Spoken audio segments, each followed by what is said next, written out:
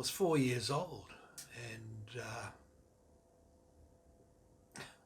my mum gave my sister some money, and she said we could go down the shops and buy some lollies. So off we went, and I love my big sister. She was amazing to me, and she held my hand, and we walked, and it was a bit of a walk. I don't know, seemed like forever in those days, but I suppose it was around about 10 minutes, 15 minutes, something like that. Anyway, when we got down our road, we had to cross over the main road, and we had a rule, it's a little rhyme, look to the left, look to the right, all is clear, then we can cross. Yeah, and so we get to this road, and my sis says to me, we can't cross yet. And I said, oh, come on, Chris, sis, we want to get there. And so she says, what's the rule? Look to the left, look to the right, look to the left again. If nothing's coming, then we can cross. Yeah, so we did. We crossed over. Yeah. Now, there was a few shops there, so we wandered along to the shops, and the first shop was a grocery shop, vegetables, things like that, vegetables out front. And, someone said hi to us from within there, and I wasn't really paying attention because I knew that the lolly shop was just down there. And there was something more important that I knew that was just before the lolly shop. I knew there was the TV shop. Oh yeah, a shop with a TV, and so we goes along, and I get there, and I'm looking in this TV, and it must have been around about 4 o'clock in the afternoon, something like that, because the TV was showing, I think it was Leave It to Beaver, an American show, in an Australian city, town, and it was one of my favourite things to watch from the other side of the window, because we didn't have a TV at home, not in those days. This is 1958, around about then.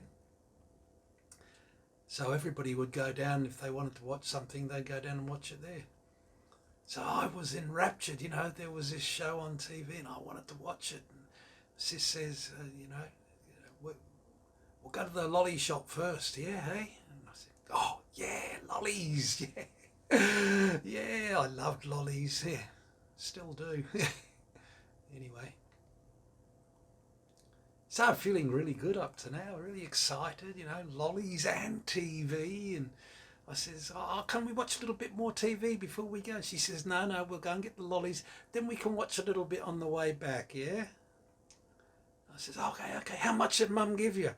Oh, she gave me a couple of pennies, that's enough to get us some lollies. So we went further on, and I think there was another shop, and then there was the lolly shop, and it was one of those lolly shops where all the lollies are in the window, and there were big jars and little jars, there were sherbets, and so many different types of lollies just in the window.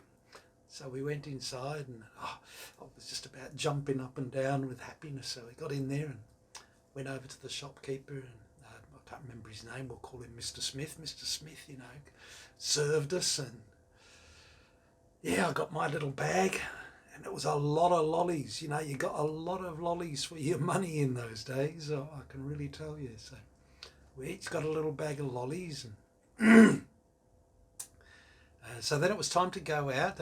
Sis paid, and we went out. And I rushed out and left her to do the paying and all that kind of stuff. I wanted to get back to the telly with my bag of lollies. So we get out, and I go down to the shop where the TV is there. And I look in, and it's still going. And I just stand there, my eyes glued to the TV set. Yeah, black and white. It wasn't colour. No such thing as colour in those days. Well, not for us anyway, not for the likes of us, as they say. So I'm staring and watching what's going on the TV, eating my lollies as we go. Yeah. I can almost picture it now. Anyway, I must have stood there 5-10 minutes, something like that, maybe longer. I don't know. I had no sense of time in those days. And the show finished. The credits were rolling, and I'd finished my bag of lollies, and I looked around and I says, "Hey sis, let's go now." She wasn't there. Oh, she wasn't there. Oh, I thought, maybe she's gone back into the shop. So I walked back to the lolly shop and I looked in the door, opened the door, looked in. No, she wasn't there. Oh, okay. All right, so I came out and I'm getting a little bit worried now, and I looked around. I looked all up and down the road, and there was no sign of Sis. She was nowhere to be seen.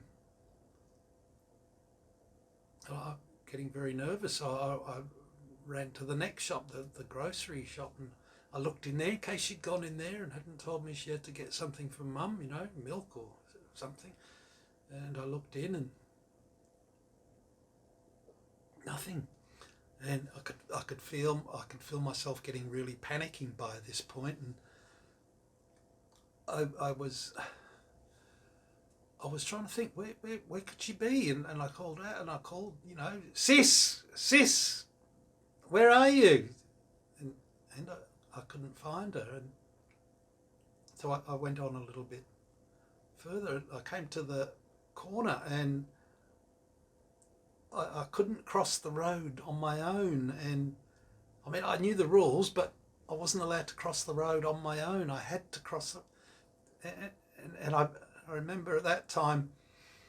I was crying, and tears were falling down my face, and I was basically bawling, and this suddenly there's a presence behind me, and I turn around thinking it might be Sis, but no, it's a policeman, and I looked up at him, and he asked me, what's wrong, and I said, I can't find my sister. Sis is gone, and the policeman looked down at me, and he took my hand, and he asked me, what's your name? I said Ronnie, and he said, what's your sister's name? I told him, and he says, come with me. And I said, well, yeah, but where's Sis? And he says, come with me.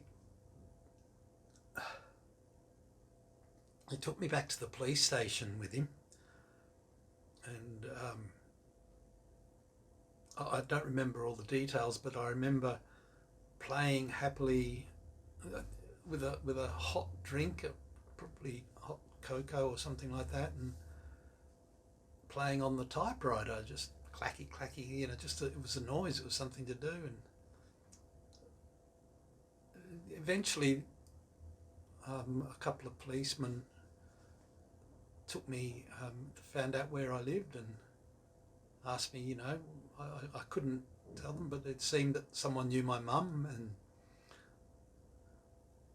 and so they took me and they went to our house, and it was dark outside by now, and when we got to the house, there were no lights on, and so they knocked on the door, and there was no answer. And I don't know how, somehow or other they got into the house and it was empty. They'd gone. Mum and Sis had gone. So how do I feel about that? For many years I felt absolutely pissed off and angry.